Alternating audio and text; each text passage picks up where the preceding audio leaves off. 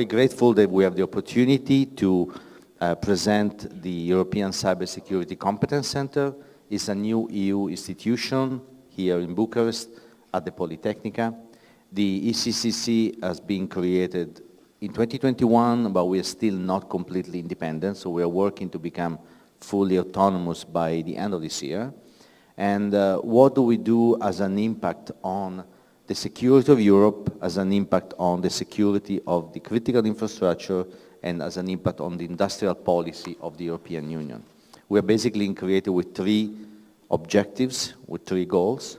The first goal is to reinforce the strategic autonomy of Europe from a technological and cybersecurity point of view, which means supporting critical infrastructure implementation, supporting the small and medium enterprise cyber resilience, helping the digital financial market through the implementation of DORA, through the implementation of the other regulation. Second objective is to bring back research in Europe.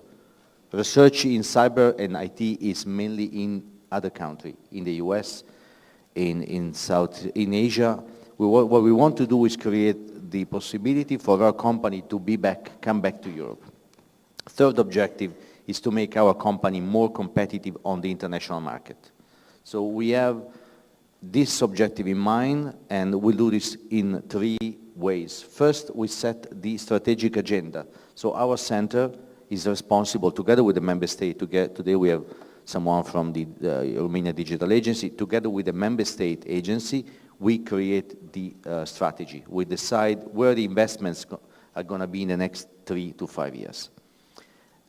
We have identified 27 areas of investments, from health to digital in finance, to transportation, to education, 5G, 6G, military application, dual technology, and so on. And the third and the second, once the agenda is defined, we provide funds through investment. At the moment, we have almost 700 million euro invested in a project in cyber. We started in 2021. Around 600 company beneficiaries around Europe are receiving funds for project on cyber. And we do this with a very small team here, together with the European Commission. And the third element of our work is the community. This is why I also decided to come here today. What we need to build is a community of companies, of institutions, research centers around Europe in a virtual platform. The community need to really bring together all the 27 member state ecosystem in cyber to create a uniform building, a uniform group. So we are beginning to do that.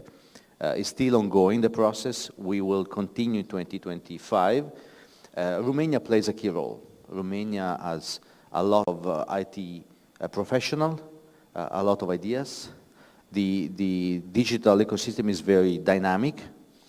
We have seen more and more the Romanian NCC, the National Coordination Center, and the DCSI, the digital agency, to play an active role. They cannot do it alone. They need to do together with with you, with the community of experts. So really, the message is that you need to get engaged, get involved with the Romanian NCC, with us, to see what the opportunity we offer, what the opportunity we create for Europe to become more resilient. The last element that I want to tell you, what we are preparing now, which also impact our infrastructure, is we are building a so-called cyber shield. This will be created in 26. We started already now. It would take another year at least to be completed. The cyber shield, it's a group of it's a European SOC, or European hubs. We are now building the first two, and then the remaining will be built in next years. They will be connected with the best technology that we have available, with the new AI, with the new supercomputing, which, by the way, Europe is one of the leading in the world in supercomputing.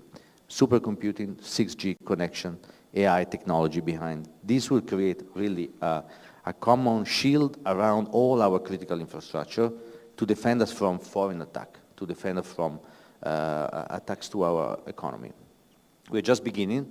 There is a lot of opportunity for all the industry, for member state, to be part of this project. So I really encourage you to be engaged and help us building a secure, a safer Europe. Thank you.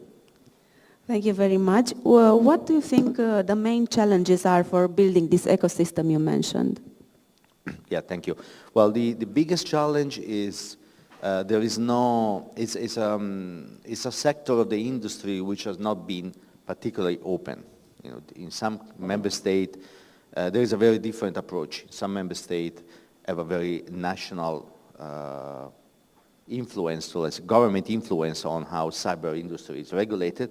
Some other are more open. So one challenge is clearly to create a bit of a common base. We really have completely different taxation, completely different also way in which you foster the digital and the cyber industry. In some cases, a very strong defense role, in some other cases, intelligence. So one challenge is this. Second challenge is that we want to create a community which is safe. So we want to have members in the community which have been vetted. We cannot just get everyone. We have to go through a national checks. So this is a process that takes time. And the third is how do we, once create this community, how do we make it work? How do we ensure that it is functioning? It's one of the first examples. We don't have too many of these. This is the challenge, but also the fun part to do something that has never been done before. And this is why we are starting a bit slow, but this is happening as we talk. Next week we have our board. We will again relaunch the registration process.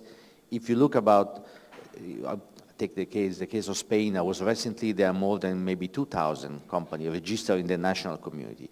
If you multiply it for the 27,000, 50, 60,000 more companies. So it's going to be also challenging to manage this group of stakeholders. How do you see the, can you make a snapshot of the cyber resilience in Europe and Romania in particular, if you can say a few words? Yeah, on the cyber resilience, it's an ongoing process. We see a very different way in which member states are supporting the national industry. We've seen, for example, one member state in which they, as a government, they act and provide free of charge antivirus to all the small and medium enterprise, while in other cases, there is not such a direct connection between the government and the industry. I don't know very well the ecosystem of Romania. I don't want to say something that it's not correct. But it's a very diverse. We do not, if I'm thinking now about where we see strategy and investment in the next 3 years, there will be very little on this because we have already provided enough money. I'm thinking about maybe 50 or 60 million just on the Cyber Resilience Act implementation. So this will continue, this project will continue for another 2 years.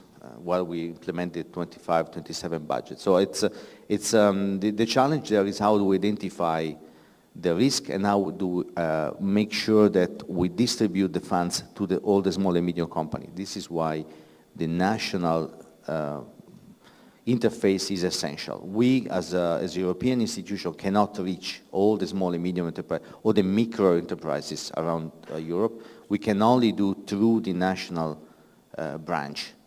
Our national NCC.